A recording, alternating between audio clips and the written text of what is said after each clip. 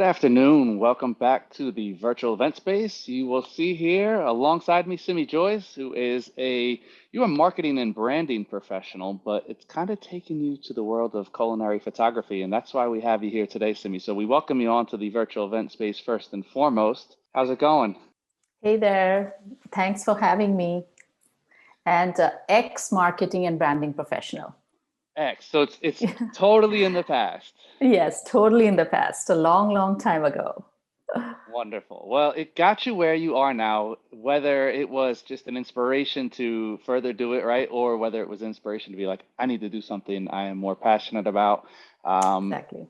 And we see that we are looking at light and airy still life and food photography. So all the dark and moody people, another day, another time, or if you want to, or if you do the dark and moody and you want to get into light and airy, Simi's going to walk us through it. So we're going to talk about props, colors, composition, all that good stuff, right, Simi?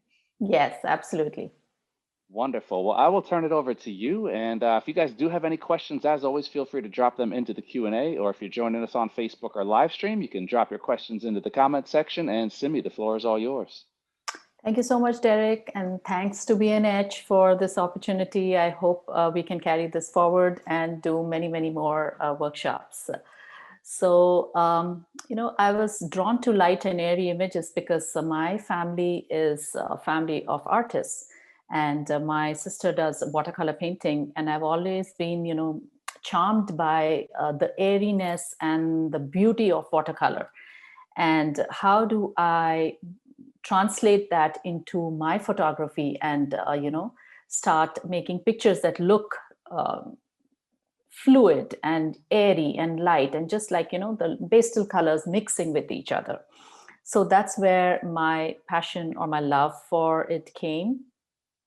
And this is one of my favorite quotes, and it says the camera is an instrument that teaches people how to see without a camera. And I love this quote because that's exactly what we do. It's to train our eyes to see the visual in front of us without thinking about what aperture, what shutter speed, what ISO should I use, to train the eye to see how the light is playing at that moment.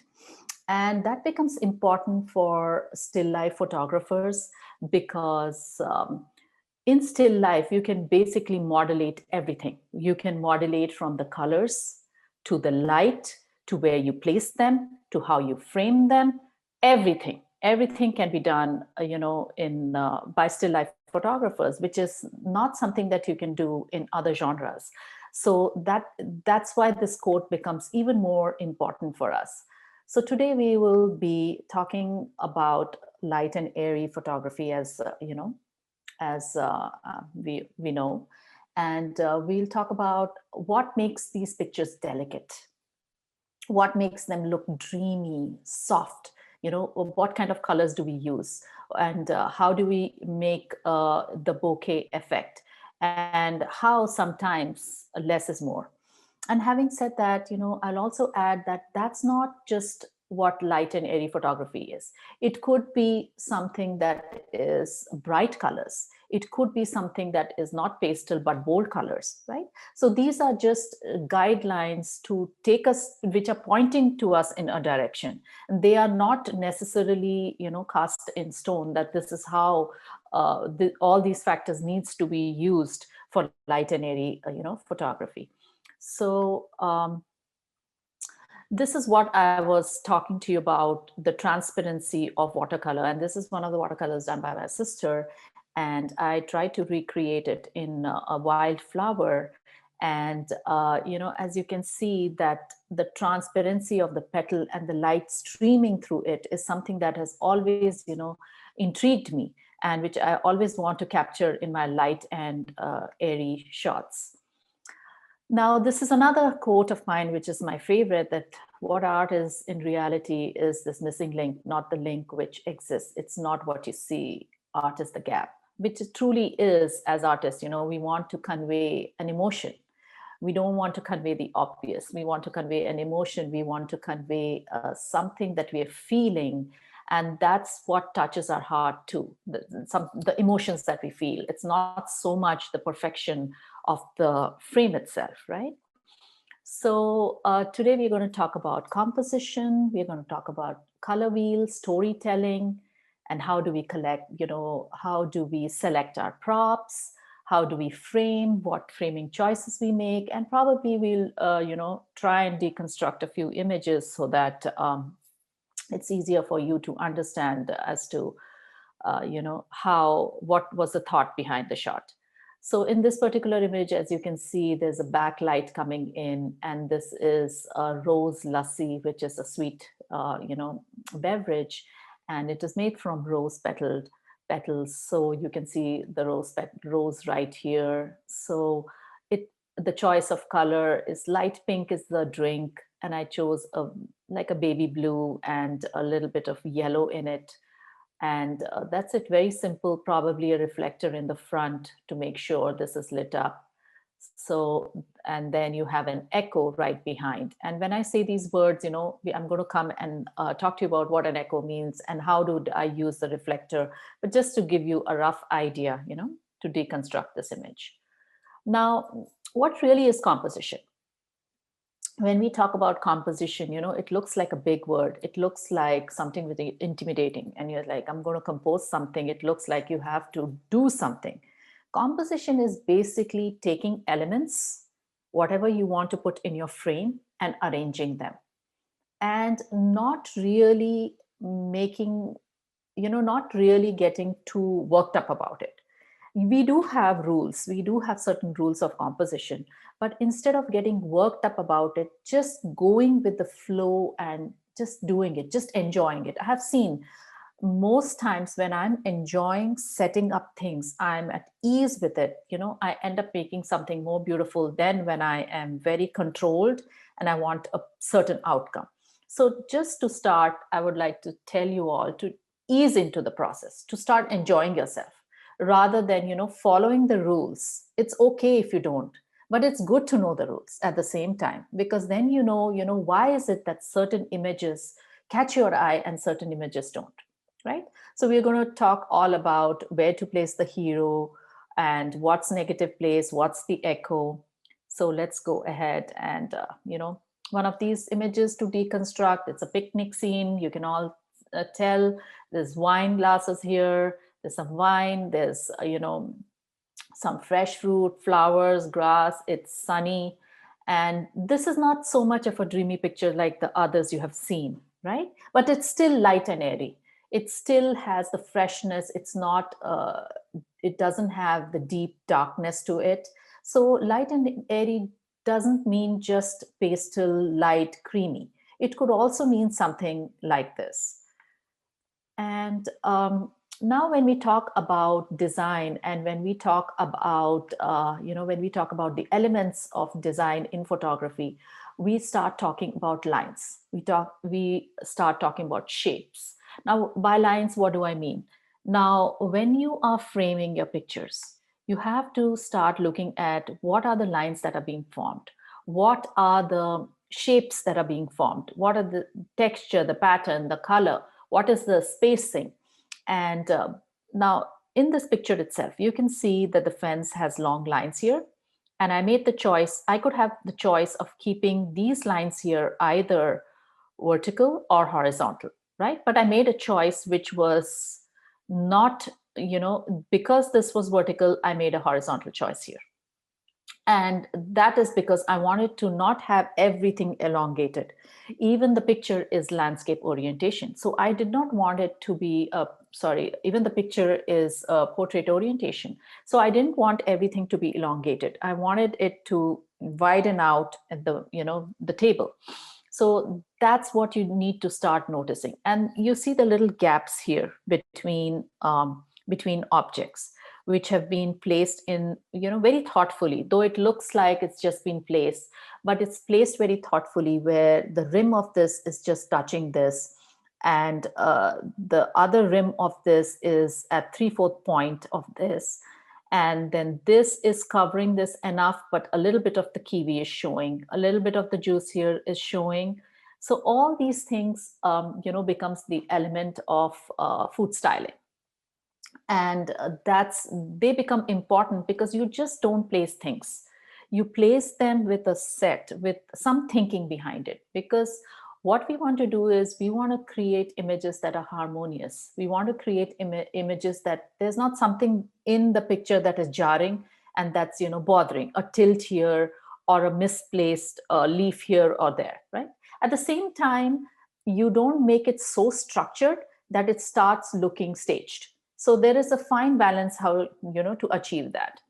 And watch for symmetry. Like here, we have this symmetry here, and we made sure that the line is straight. So I could have kept this diagonal as well, right?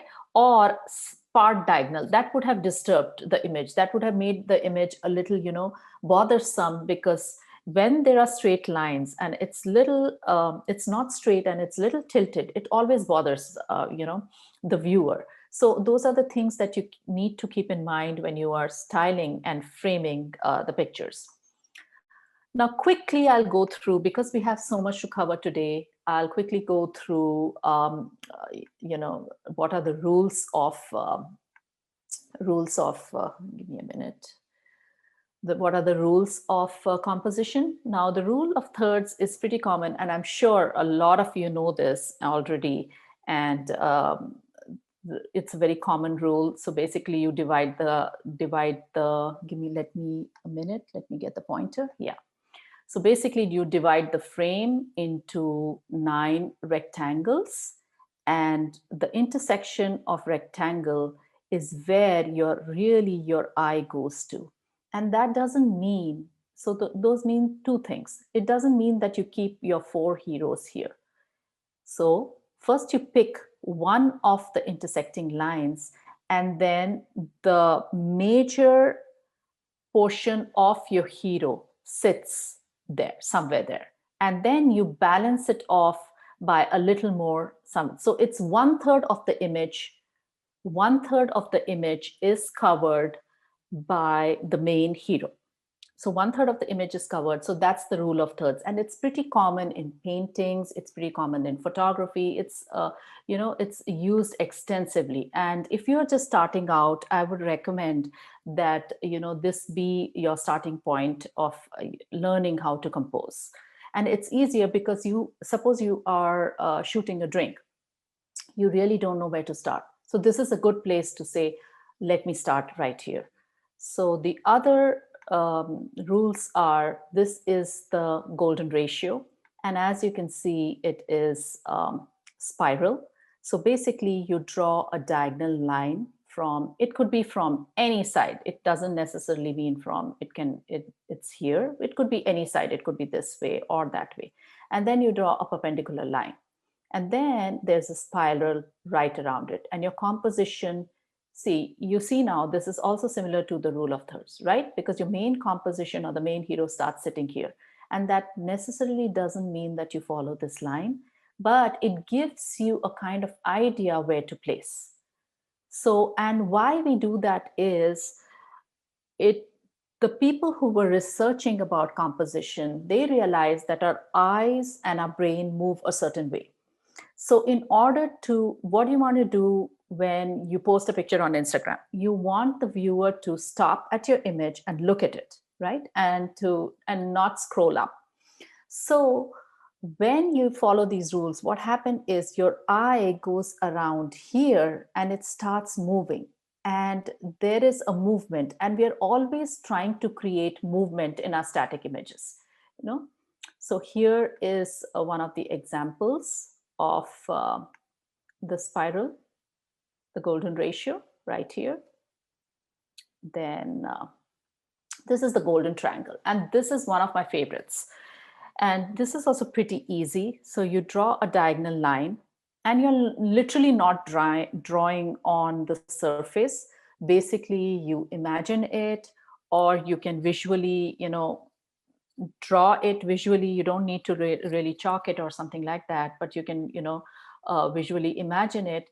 And either you draw a diagonal line, and then you draw a perpendicular line from the opposite end on both sides. And you can either have the hero in these triangles here, or on the intersection of the lines. And as you see here, it necessarily does not mean it has to be centered here. It could be offset, it doesn't matter, but it gives you a kind of idea to balance the images. Now, here is another example of, here is an echo. Echo is basically you have the main hero. So what you're trying to do is reinforce to the viewer about the hero, because that's what you are selling here. You're selling the ice cream or you're selling the drink. So you have the main hero, and then you repeat the hero again in the background or the foreground, wherever you want to, so that it re-emphasizes the hero. And you know in all certainty that the hero is, the drink, and it's not all the other things that are there. Not only because it's in focus, because you also have it, as an echo again here. So that's something to remember.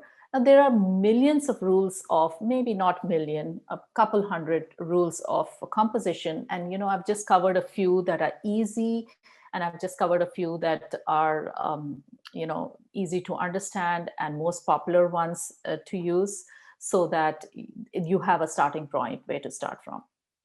Now, again, these are lines and diagonals. Lines and diagonals become very important in food, because what happens is we end up, when we are placing objects to take a picture, we end up placing in a straight line, in a diagonal line. That's how our mind thinks. We are not organic about it.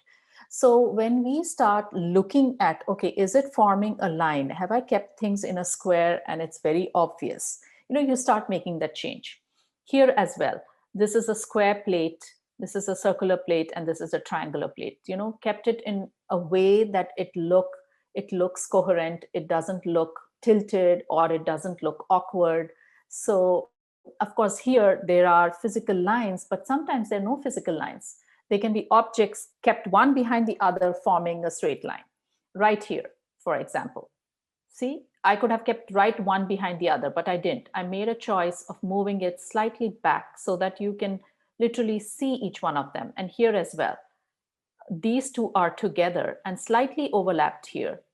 And then this is one behind the other, but not in a straight line. So those are the kind of things, we need to keep in mind when we are styling. What is negative space? Negative space is the unused space, where we don't have any props, where we don't have anything, and we just, which is left empty. A lot of people don't like negative space because they feel, it's wasted space.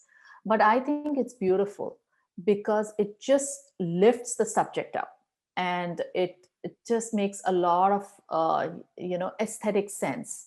And of course, if you have a copy to be written, and if your client wants you to leave some space, it's always, there could be a little write up of strawberries right here, and it doesn't look crowded then. So that's again a discretion of the artist, of the photographer.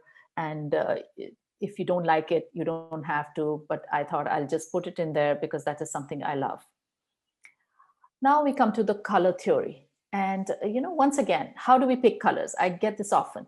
How do we pick colors? If we have a bunch of oranges we need to photograph, what colors do I use? And what background should I use? Should I use one? Should I use multiple colors? How do I do this? So thankfully, I was born in an artist family, as I mentioned. So I have always seen paints and colors around me, and I never thought it was something very difficult to do or intimidating, till I started teaching, and a lot of people would have trouble with it. So I went back and studied this, and I said, what really gives a certain color combination harmony, and some of it, how does it set the mood? So here are the basic four kinds of color theory. If this is your hero color, the colors next to it, if you pick this palette, it'll be analogous. Then if you pick the opposite, it's complementary.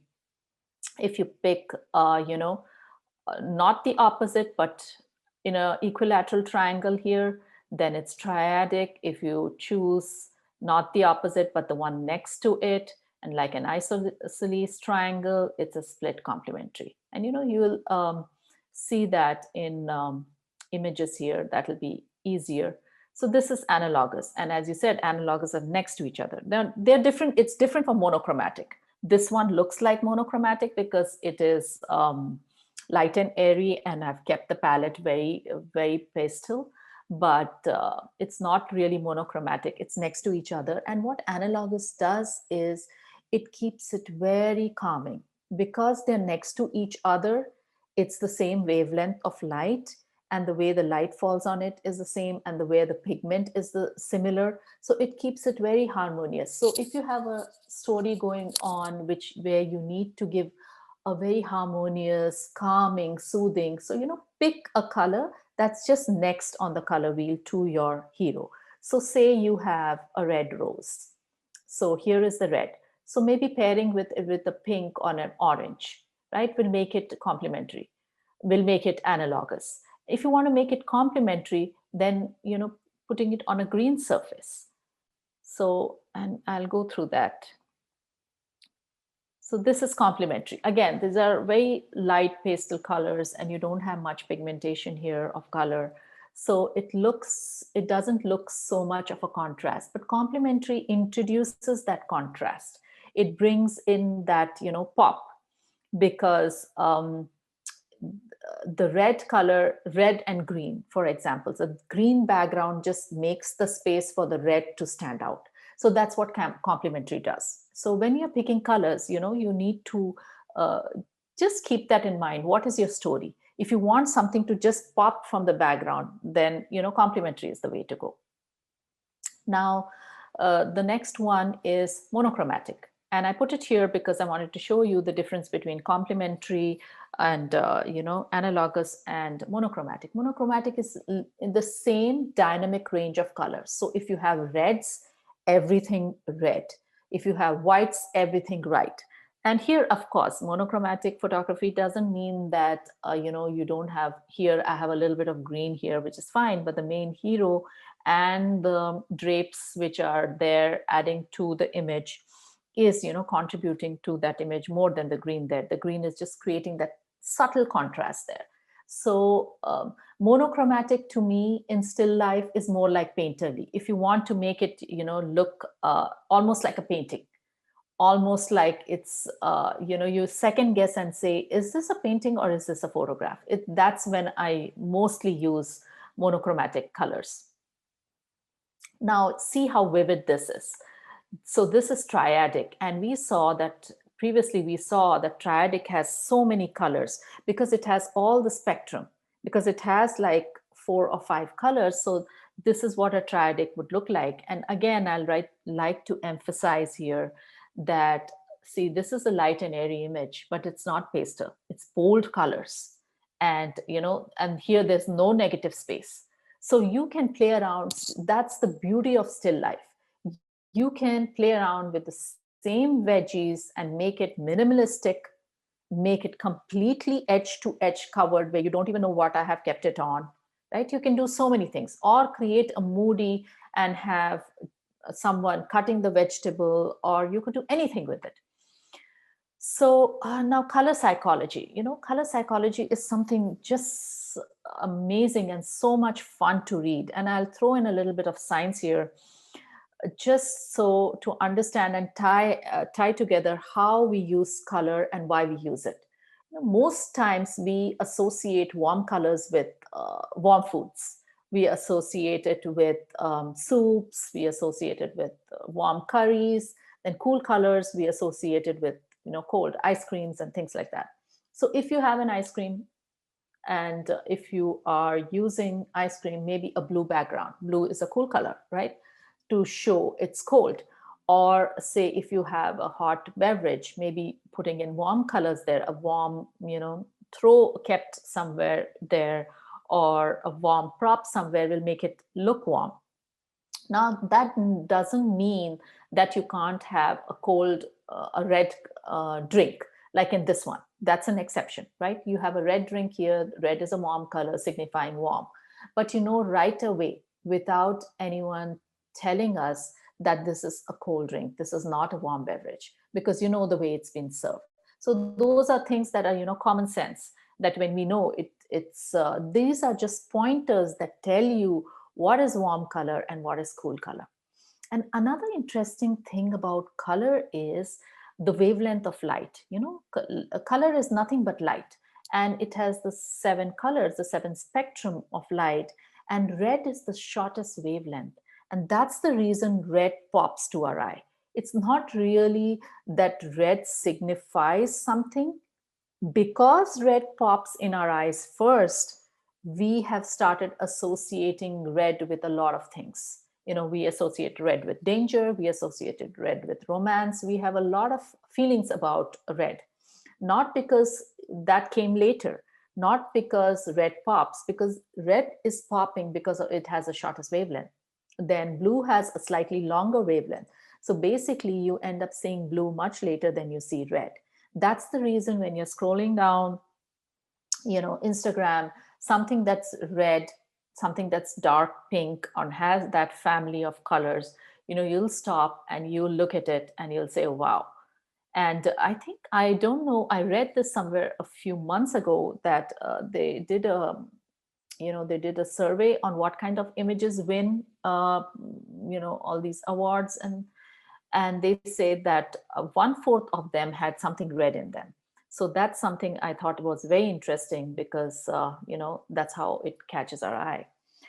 Now, as I said before, you have one object, you can style them in a million ways. Literally, there is no end to how you can style, just a bowl of strawberries. Here, I took out I had an extra takeaway box. Just put it in that, a shallow depth of field. Here, it's top down, and it's kept here. And here, it's just in an ice cream box. That's it. So there are so many ways of doing it. And when you start, just don't style it one way, style it multiple ways. 6, 7, 8, 9, bring out everything you have, keep it on your table, style it in different ways, take different lighting, take different backgrounds, and start shooting it. And I have more of strawberries in moody as well, but I just didn't include that here because we were doing light and airy. A little bit of deconstruction here as we go.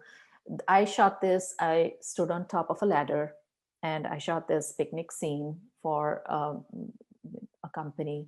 And we have the model sitting here, and all I wanted to show was she's relaxing with some food, and probably the kids are playing or swimming or enjoying themselves while she's enjoying an afternoon, cup of wine, glass of wine, and there's food there. And again, it's everything is in focus. There is no bouquet here. There's no dreaminess, but it's still bright and airy. So when I say bright and airy, most people expect it to be, have bouquet, have delicacy, which of course we do have. But this could also be, bright and airy image.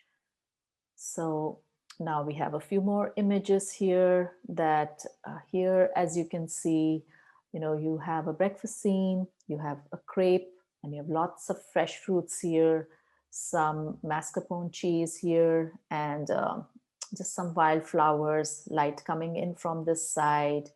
And I probably kept a reflector right here. And you can see the highlights. And I always tell, when I teach my classes and workshop, I always tell my students, and those of you who are here will agree and will remember this, that highlights become so important. These white little you know these white little light on the fruits are highlights. Now why they become important, now these are cherries, which have highlights in them, and these are apricots which don't have highlights in them. So you instantly know intuitively that this is a shiny surface where this is not, right? So highlight become important to capture, because then you realize that, what, you need to show that it is shiny, it's fresh. And I think they always add to the image, whether it's a moody or airy and light image. They add so much to the image. So make sure, and we will talk about light in our next few slides here. But just I wanted to bring it up when we are looking at that image. Again, when I am taking pictures of beverages, I love to take pictures of them with backlight, because I feel just the way the light, because the beverage is a liquid and light can penetrate through it, unlike a solid substance, just the way the light penetrates through it, and the transparent effect. Now, this is almost a transparent liquid, right? And you see so much seen here. This is not so much, but you do see here the lime, right? You see the hint of a lime here. Here as well, you see a hint of a leaf, and you see the hint here. And all these three images you can see I've used very shallow depth of field. And the reason I do it is I don't want to make the background so prominent that the main hero starts looking one another object in the frame. I want the main hero to stand out. So basically, that's why I blur everything around by using a shallow depth of field, so that the main hero is starts looking little pronounced, and it looks, you want to instantly grab it and catch it. And also something about shallow depth of field. It's just so delicate and just adds to that airy and light image. Now, having said that, that doesn't mean that that's the only kind of images that you can create. Here is an image which is again delicate, but it doesn't have shallow depth of field. Everything is pretty much in focus. You have the tree here, you have the fence, and you have a tea setting here, right here. Here it's more shallow depth of field, but not as much as the previous images. You can still see the kettle somewhat here. So you can basically play around. We have so many tools to play around with: the way we style, the way we use color, the way we frame it, the way we position it, whether it's top down, whether it's 90 degrees. All these choices depends on what you want, the story you are trying to convey. Now, how do you make your choices? How are you going to make your choices that this is going to be 90 degrees, this is going to be top down? How do you tell that story? Now, that is the story what you want to express in your storytelling. It's not just the food, it's not just the styling. What are you trying to convey here? What are you trying to tell the viewer here? What is the story here? Let's see the watermelon. The story of the watermelon is fresh, summer, and just fun. So I wanted to show it's summer. I wanted to show that lightness of summer, the green outside from the window, and just watermelon.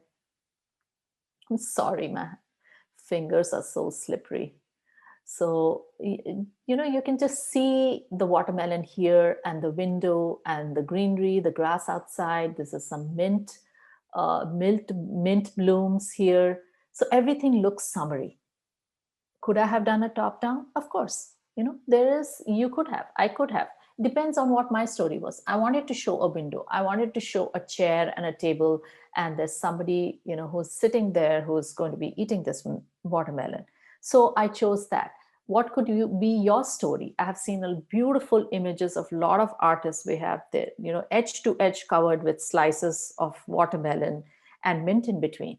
So that could be your story. Here we have a curry, and we have some yogurt and some rice with it, and that's an Indian meal here. So here I really wanted to showcase the curry. I really wanted to show, because the curry is flat, you can't make it into a pyramid because it's liquid. So I wanted to showcase it top down, so that you can see really what's going on. So that's the choices we make as a photographer or as a stylist as to how we present the food. And sometimes it a lot depends on clients sometimes leave it to our discretion and say, you are the best judge. Or sometimes they're very picky and they say, you know what, we want a top down and we want it like this. So that's a different story. But if you are learning and if you're doing it for yourself, start making those choices. Don't do it because that's the only way. If you've done too many top down, start doing it at a different angle. Once again, when we talk about lines here, see, there are so many lines that are here in this image. There is a line right here. There is this lines here.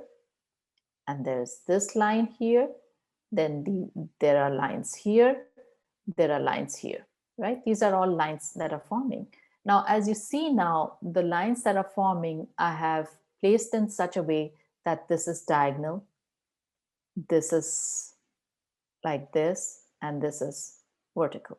So there are so many ways I could have done it differently, but I felt this was harmonious. So when you're placing a table, when you're placing a chair, when you're placing these, now this one is right straight, right? This one as well. It's a little tilted, and this one is barely seen. And then you see the rim is of the glass is covered by this one, and then you see a diagonal part of this. And I've not kept two, I've kept three because odd numbers somehow seem to work out better. But here I have kept two, not three, right? So I've broken the rule right there. Why did I keep two here? Because I kept three and it's a small bowl. It looks big in the picture, it's a small bowl. When I kept three, I couldn't see the peas and it looked overcrowded. So I removed one and I said, okay, two is fine. So there are no set rules. It's what pleases the eye. Here, two were looking too tiny. They were looking like, okay, what happened? So there's a fourth one here. I wanted to put only two and keep the third one here, but that didn't work out. And the glass was also tipping. So I placed three here that created a nice harmony and placed the fourth one right here. So those are choices, we make. And those tiny, tiny little things start becoming important. Those minute details where, the leg of the table is, this is a table I have, and the leg is pretty ugly. So how do I hide it? How do I frame it in such a way? Of course, you can crop later, but I don't want to lose pixels on my picture.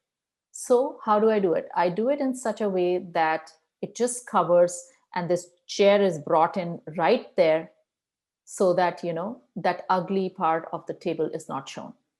So those are the things that, we need to keep in mind when we are working with lines, we are working with framing up pictures. So I start seeing edge to edge.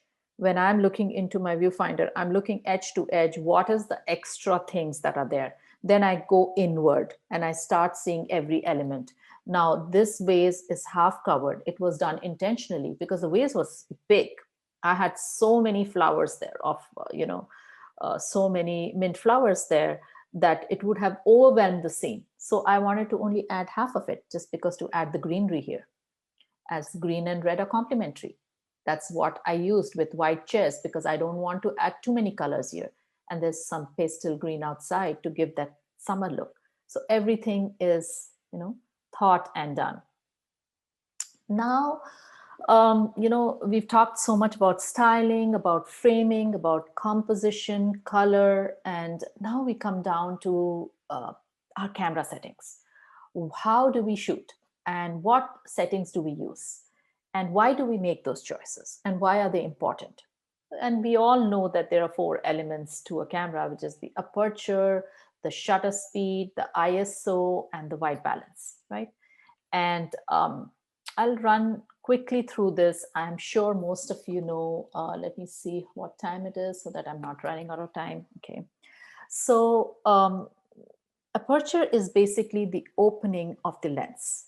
So the bigger the aperture, the smaller the number, and not everything is in focus. So there are three things. I'll quickly go through this again so that there's no confusion about it.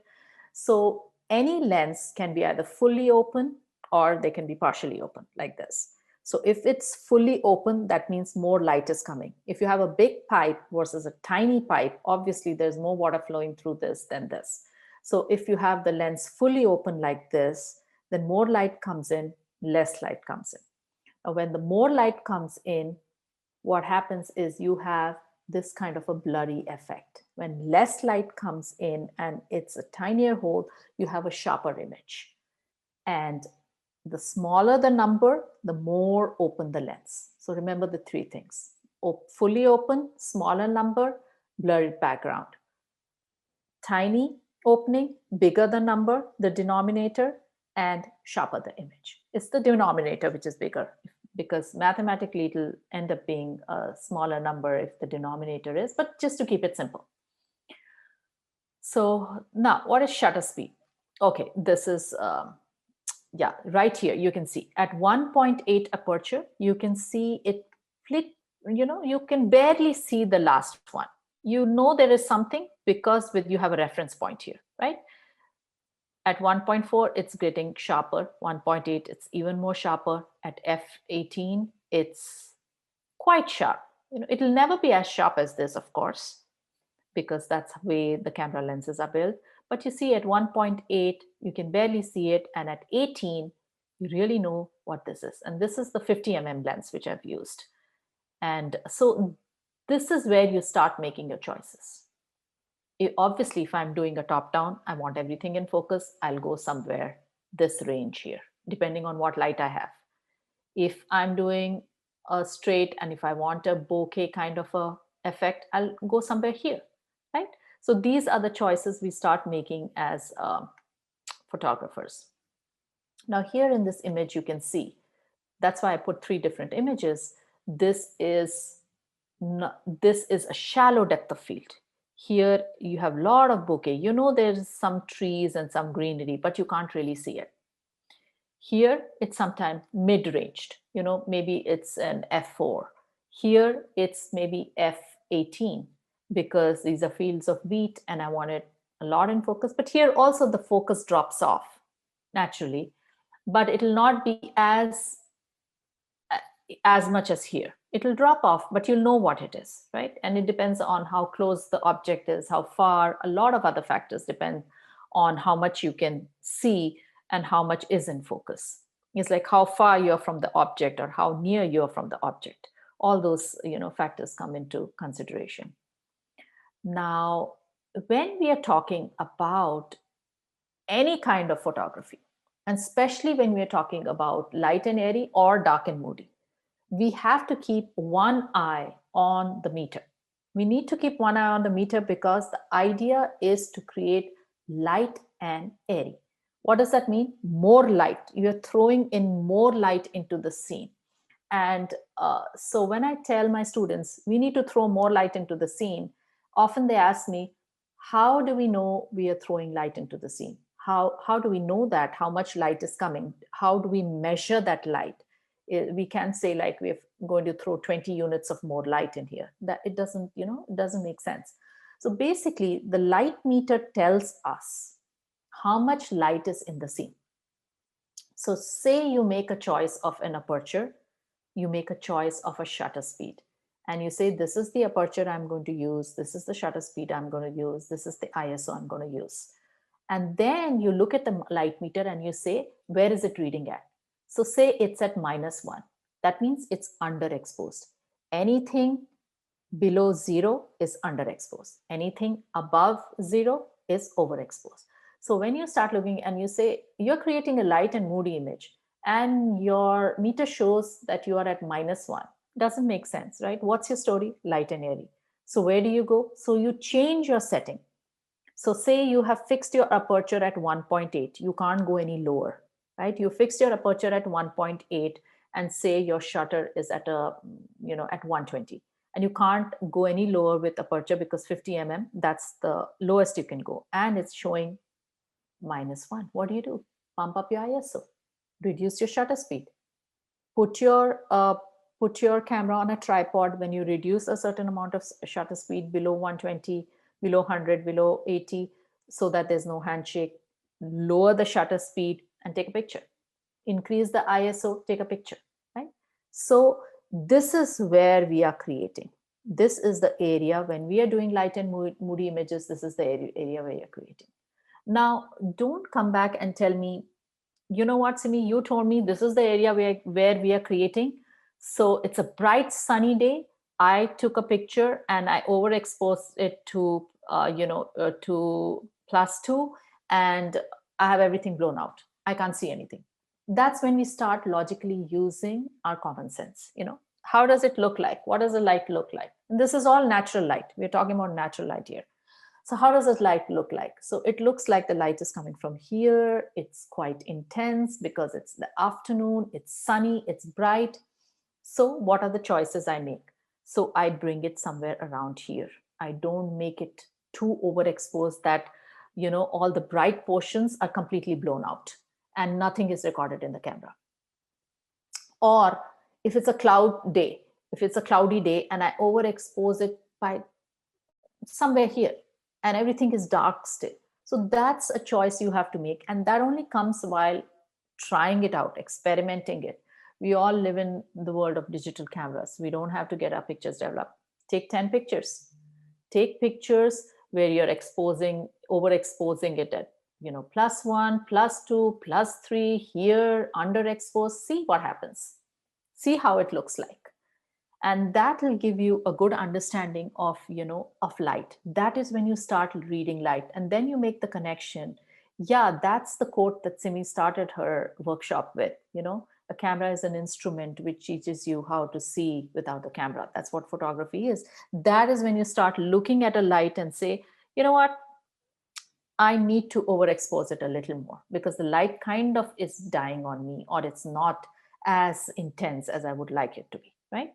And sometimes on bright sunny days, to create light and airy pictures, I'm underexposing because the sun is so bright that if I even have perfect exposure of zero, it's blown. So, I will not confuse you with that, but that is something, everything is in reference. When people ask me what's the EXIF data, on natural light, it doesn't matter because you don't know what the light was when I was shooting the scene. Maybe I was shooting on a cloudy day and my EXIF data will show you very low shutter speed, and you try to recreate that, it will not happen on a sunny day because everything will be overexposed. So I hope this makes sense because this is such an important element of, photography, especially light and airy images. Okay. Now, here are some of the choices I have made. And, the choice of aperture really makes sense in an EXIF data. The choice of aperture makes sense because it tells you what kind of aperture and lens was used, because the bokeh effect and artistically what effect it has created, versus shutter speed in when you're pouring something or when there is a steam shot. It makes sense to read shutter speed and to understand, okay, this is the kind of movement that is happening in shutter speed when you use this kind of shutter speed. Otherwise, this is when you start interpreting the EXIF data and saying this is what it means, versus reading it only for light. So here you can see it's 85 lens. The aperture is 2.8, shutter speed is 125. Here 2.8 again, and you can see the difference. This is a top down. It doesn't look like, but it's a top down. And here is more 90 degrees. Again, another top down, and you can see the lens is less open and more is in focus. So a little recap about where we were.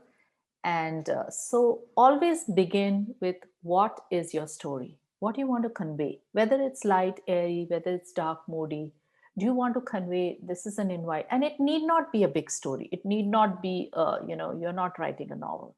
So it could be a very, just an inviting space for tea right here, right? And what is the color of food? Tea, it's dark brown, or it's brownish, amber color. So, okay, then how do you bring in all the feminine, delicate factors in here? Bring in roses, bring in flowers, bring in pink, bring in light green. How do I compose it in a way that it looks light and airy? Backlight. I've always, if you can see in this presentation, most of my images were backlit, right? So backlight. Then use low aperture, shallow depth of field, create that moody effect, overexpose, and then finally post process your image according to the way your story is, according to the way you want to convey your story.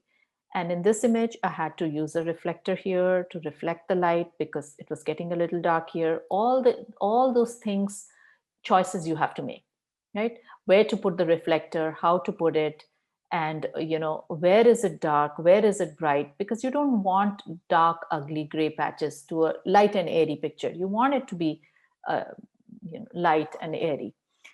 So I think that was a lot for an hour, and I hope I didn't overwhelm you all. And maybe I'll quickly go through these pictures, how I created it. All of them backlit, all of them shallow depth of field, and see the color, the choices. This is very similar to the picture we saw where there were lines. But again, here you see the whole part of the table and the underside. I've taken it a little tilted in a way that, you can't see the ugly bottom. And here you can see it's a chair. I've kept everything on a chair and it's the same mint that I'm so fond of. And the middle one, just to drink some cherries, some books kept, and those are not even, those are not even drapes. They're just make believe. And they're just like I have a tea stand and I've just hung some drape material there. So that's about it. And we can go and answer any questions, and then I can come back and talk about a workshop I'm holding. So we can take some questions before that, Derek. Perfect. Our first question comes from Sally, and Sally's asking if there's any aspect ratios that are most used in professional layouts.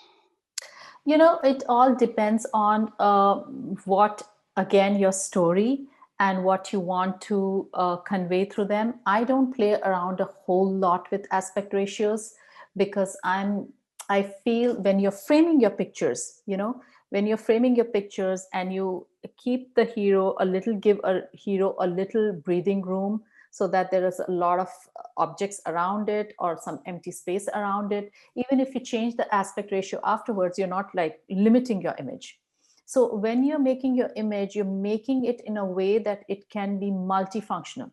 It could be used on social media, it could be changed into different aspect ratio, and still you're not losing out on it. So keep that in mind, when you take pictures, and you'll always see I create that breathing room so that things could be cropped in a way that, I could do that. Perfect. Now we have a question from Sydney. Sydney says, wonderful and clear presentation. Thank you. Sydney's question is, the bokeh and brightness in many of your pictures raises the question how far you push your histogram to the right. Do you just avoid oversaturation, allow minor oversaturation, or are you okay with oversaturating your whites? How do you judge how far to push your histogram to the right? That's a great question, Sydney, and thank you. And except for my wobbly fingers, which was sliding and all over, so I think I did good. Yes. So as far I do keep an eye on the histogram, and not so much for saturation. I don't want to clip my highlights because I don't want, I always keep in mind, I always keep one eye to the scientist in me, and I don't want to record any dead pixels. So whether I'm taking a moody image or a image of bright images, I don't want a spot to be so bright that nothing was recorded. As far as saturation and things like that go, that's not something I keep an eye on as much. It's more organic the way I work with. So yeah, I hope that helps. Okay, perfect. And Sally's asking if you often worked with a food stylist or I ever. do when I do work with clients who want me to work with a food stylist. So I have a few stylists whom I work with when they want me to bring my own. But a lot of times I work with companies who don't have either the budget or they want me to style it because they like my work. Then a lot of times I'm doing the styling as well. And these are all styled by me. The presentation here today, I think, yes, all of them were styled by me and photographed by me. It just looks beautiful. I think when we see food photography, a lot of times there's these little tricks that are employed. And Mhm. I'm like, I don't know why people would use trick photography when looking at your images, everything's natural and everything's still beautiful. So have you ever been tempted to use anything, or is there anything that you ever use where something may not photograph as well as the real product? So, they say that a lot of people use tricks. I have really not come across anyone. Even the food stylists I have used, they keep it very natural. I feel there's so much beauty in natural food that a little bit of patience and a little bit of working with it goes a long way. Other day we were photographing for a company. We were photographing some lamb chops, and the grill marks weren't coming. And there are so many ways of drawing it, But just spending 40 minutes with the chef and working with him just got us perfect grill marks. And just the food being just food makes me have that connection, because mentally I know it's food and I know I want to make it delicious. That's when my magic happens, and probably that's my limitation, I don't know. But if I try to put something which is non-food, it my head says this is not food. I'm not able to see it that way then. So, and I think a lot of photographers and stylists are coming back to using, those were, I think, more in the 80s, 90s. Nowadays, it's a lot about realism. And Interesting. yeah, a lot of them are coming back to it. But there are still a lot of companies where food is not food, but it's fake. But yeah, it's hard. I'll do it if I have to. And but I find that connection difficult. I've not done it till now. So yeah. I mean, if you've made it this far already, I think you're pretty good. You're set. You've already accomplished it with doing it with the real food. And it's interesting what you said about just like the passion, the connection, where the whole mental aspect of using real food keeps you in that mind state. And if you're looking at something that you know is, a mixture of glue and water and styrofoam and this and a bunch of props, you're not going to be in the same mental space. So it's Yeah, and interesting. I think everything is I think everything is, it's not just the picture. When you're communicating, you are communicating more. And you might have a perfectly styled lit burger, but a sloppy burger might make your mouth water more than that perfect picture perfect burger. That's because that's a real deal. And it may not happen sometime. You can fake it so well that you can't know. But I feel somehow, I find it very hard to not connect with good food and connect with fake food. It's hard for me. We have a bunch of people commenting they learned a ton. It was very simple, very easy to break down, yet super, super, super informative. I always love when people talk about the Fibonacci composition. It's not something you see a lot, but when you truly understand it, you start to look at pictures completely differently. So, Simi, thank you so much for all your information. This was wonderful.